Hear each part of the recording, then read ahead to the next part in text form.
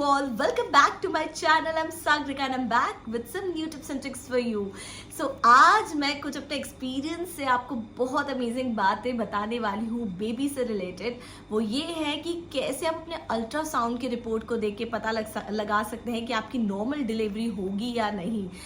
वैसे तो मैं कोई गायनेकोलॉजिस्ट नहीं हूँ, बट ये सारी टर्म्स मैंने काफ़ी डिटेल में पढ़ी है और कुछ चीज़ों का मुझे एक्सपीरियंस हो गया है। अगर वो चीज़ें कुछ आपकी नॉर्मल आती है रिपोर्ट में तो आपकी नॉर्मल डिलीवरी के चांसेस बहुत ज़्यादा हाई हो जाते हैं, बट स्टिल बहुत सारे सर्कमस्टांसेस होते हैं जो हमें ड्यूरिंग लेबर पेन और ड्यूरिंग डिलीवरी ही समझ आते हैं।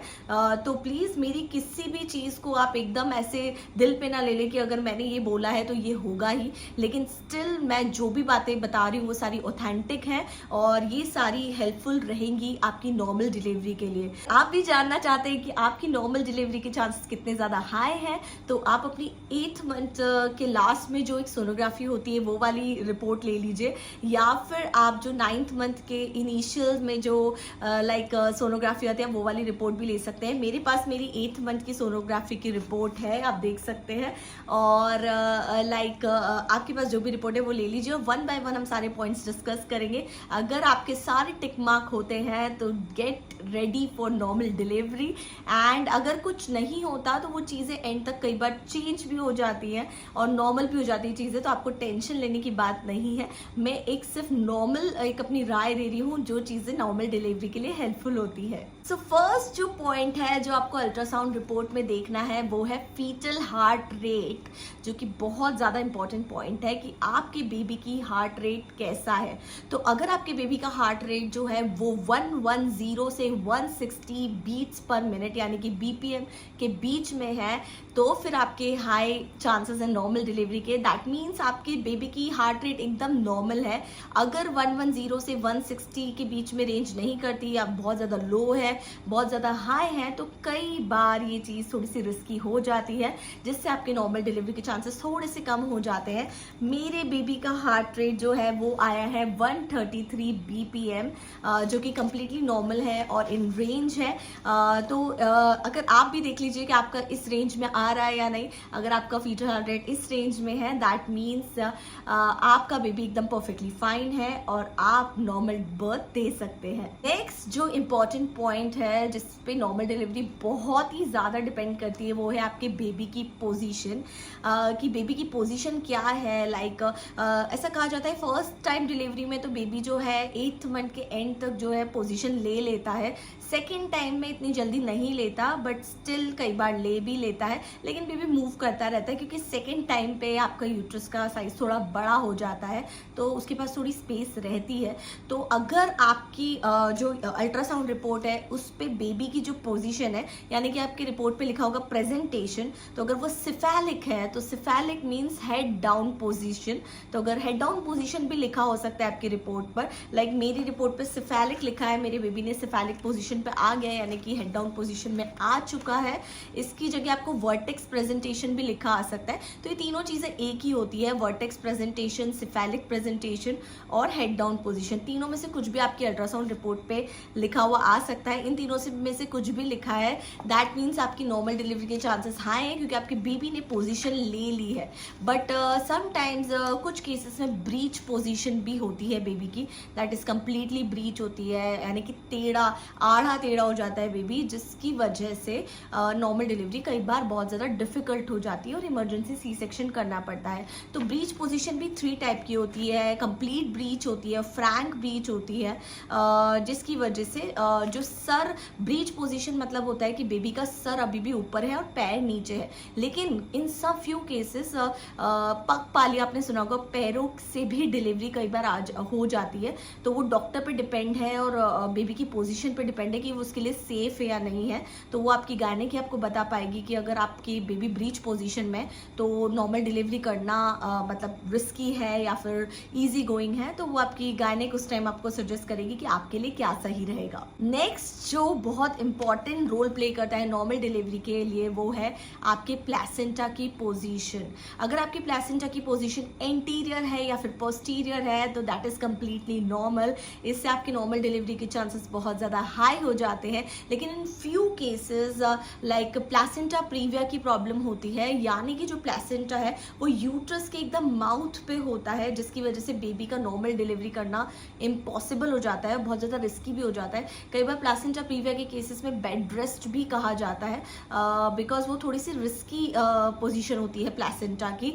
तो अगर प्लेसेंटा प्रीविया की प्रॉब्लम है तो फिर नॉर्मल डिलीवरी करना बहुत ज़्यादा रिस्की है। लेकिन अगर आपका प्लेसेंटा जो है वो एंटीरियर या पोस्टीरियर है तो आपकी नॉर्मल डिलीवरी ईजिली हो जाती है। बट आपको घबराने की बात नहीं है। अगर ऐसा भी हो सकता है कि लाइक आपका प्लेसेंटा जो है वो इनिशियली एंटीरियर पोस्टीरियर, बाद में प्लेसेंटा प्रीविया हो जाए, या फिर अभी इस वक्त वो प्लेसेंटा प्रीविया पोजीशन में है लेकिन बाद में वो एंटीरियर पोस्टीरियर पोजीशन में आ जाए, बिकॉज बेबी जो है वो मूव करता रहता है पूरे टाइम।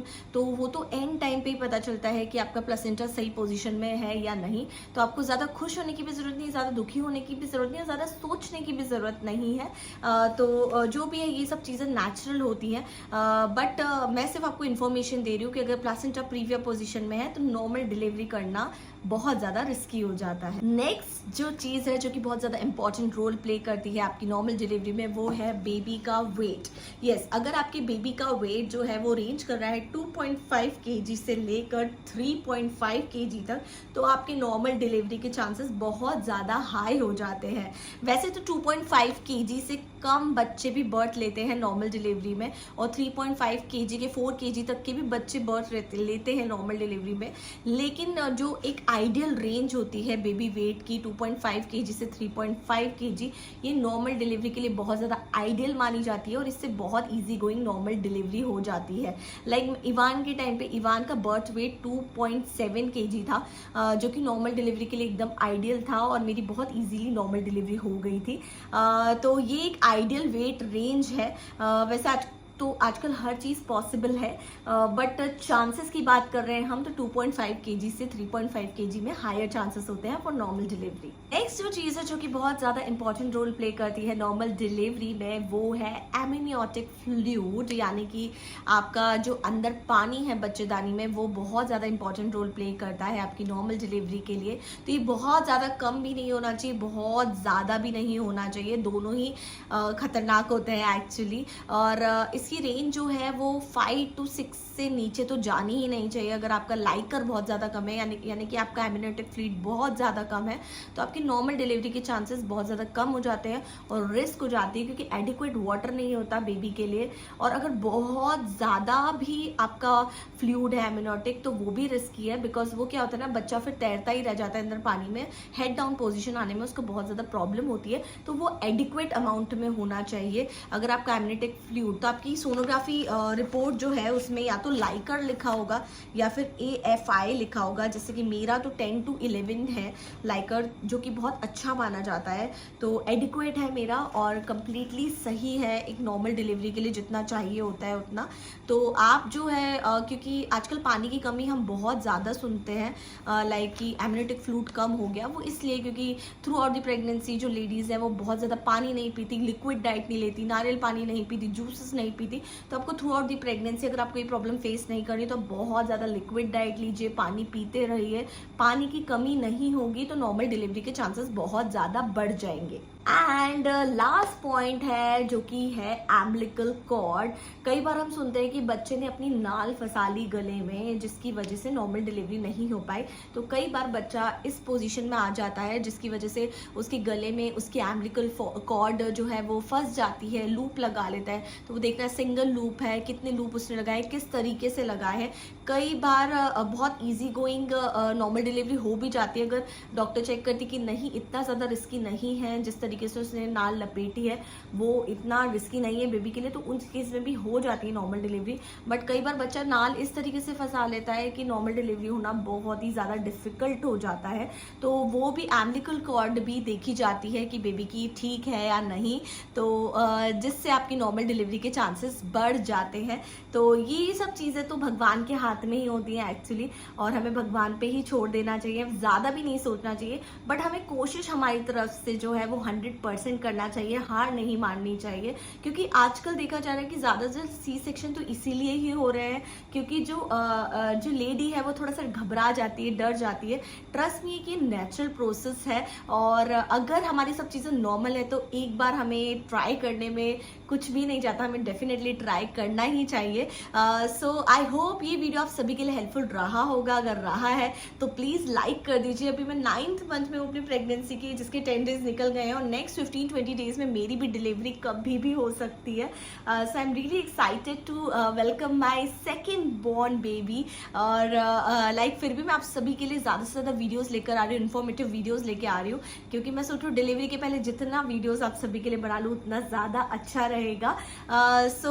इतनी इस टाइम पे मैं आपके लिए वीडियोस बना रही हूँ, तो आप एक लाइक तो कर ही सकते हैं और शेयर भी कर सकते हैं, मुझे थोड़ा मोटिवेशन मिलेगा, और मेरे चैनल को सब्सक्राइब भी कर लीजिए। So thank you so much for watching this video. नामी Sagarika signing off, bye, take care, love you all.